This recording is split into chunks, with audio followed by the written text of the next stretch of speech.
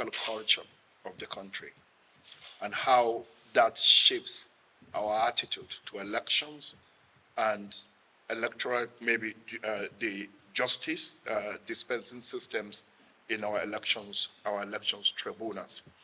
So mine is not to look at the election petition processes and its dynamics, but basically to examine how our politics, the country, influence our attitude to elections petition tribunals and our conception and understanding of what justice is, whether justice has been dispensed or not. And we'll be looking at this largely within the context of our political culture as a country and the institutional framework and structures we have for this delivery. Elections has always been very important for every democracy, and Nigeria is not an exception. So in fact, to some people, this thing we refer to democracy is actually elections.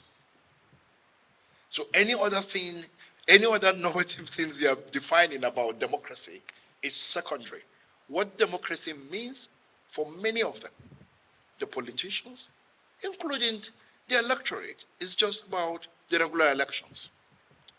And so elections happens to be the only face of our politics that citizens' interest is galvanized, is mobilized, and put out. So check our elections period or during the election seasons. How active citizens become, either because they're actually going out to register to vote through our continuous voter registration process or through what we call the campaigns, which is more like jamborees. And so mobilizing people to actually come out, and on election day, people coming out. That's the only period that citizens become very active. So elections has become a major definer of our democracy, good or bad. Whether the result is in their favor or not in their favor, the reactions in most cases are the same. So I'll be looking at this from from different phases. One, because elections is so important to us, our electoral process are very contentious. There are contentions virtually over everything that has to do with our elections. The parties wouldn't agree in the first place, and like Prof mentioned, you see contentions around candidates permeating through the entire period of our elections. And then sometimes, even while election petitions, in some cases in the past, where election petitions processes were going on, pre-elections cases are still running on the parallel. And there are instances where pre-elections cases have actually led to a torpedoing of a particular electoral decisions or vote in the past. So it's always very contentious. We never agree internally within parties.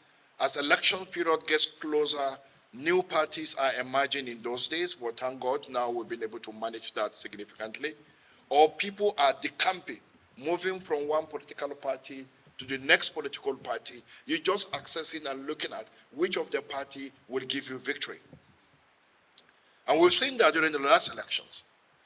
Just before the INEC timetable on nominations closed, we saw two presidential candidates moving to different parties, leaving one particular party, all leaving PDP.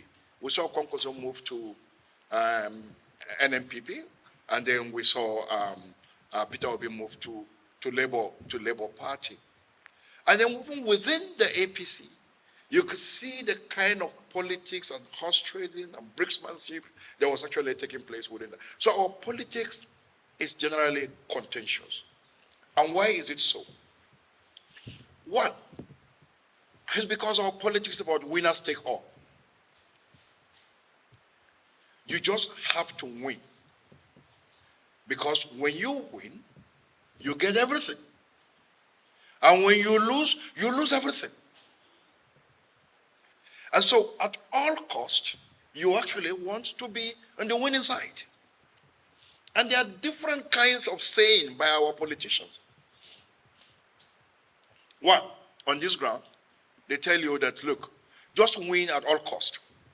Instead of you being sued, it's better, instead of you suing, it's better that you be sued. So instead of you going to the tribunal to make a complaint, it's better others go and complain about you. And so you just go to court. You do everything, you win the election, I tell you, go to court. Because, like Prof said, when you go to court, you can use the technical process. We are very conversant with our electoral adjudication process. People know how conservative the system is, and they know that on different technical grounds, you may pick it.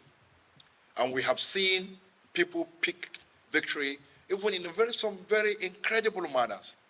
And a lot of questions people ask. I'm not a lawyer, and I'm not here to question how the process actually runs, but we hear a lot of it because citizen perception is very important.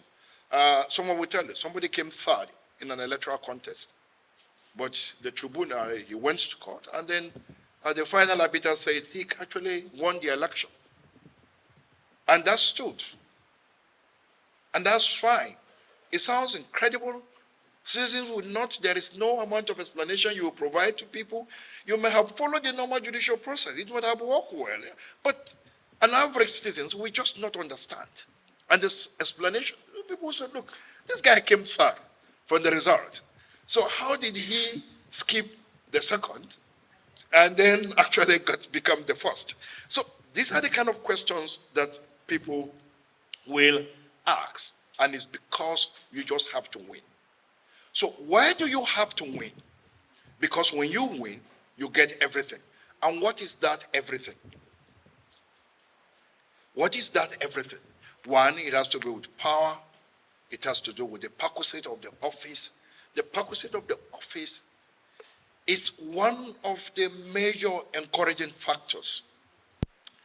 In politics, is the political context or active engagement in partisan politics is one of the easiest ways for social mobility. Your class will just change. Look, I think we need to open up our elections tribunal. The elections is about citizens. An election is not just a simple judicial process.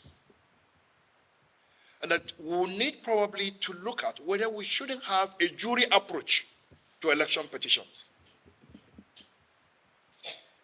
A jury approach is an approach that combines citizens and the judicial institution, so that perceptions, understanding, impressions, technical knowledge, depth, everything can be brought to the table in determining elections petition. You know, recently, I think a few weeks back, I was at DC, and one of my colleagues that I was working with couldn't come to office for some weeks. And I was asking him why he said, well, he's been conscripted into a jury assignment. And I said, oh, okay. And part of my ignorance, are you a lawyer? He said, no, he is not. He didn't have to be a lawyer. How does it work? And he explained to me how they were invited and how they were vetted and just briefed. And it's mandatory, you must accept. You have to accept that. And then you do that, then they will advise you on certain things not to do, reduce your access to media and all those things, anything that probably could influence your opinion. And they just finished the assignment and he was back in the office. And for me, I found that really very exciting. I knew people would think it is very difficult. I don't think we are right to just conclude and generalize that every one of us is corrupt and can be influenced.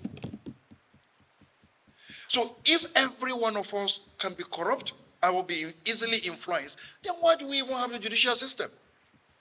Because the judges are also part of us. So for me, I think we need to begin to think out of the box in dealing on issues around managing our elections and our electoral adjudication process. And this, for me, is one of the main things that I think we could do to strengthen our electoral adjudications and also increase public trust on our processes. Thank you very much.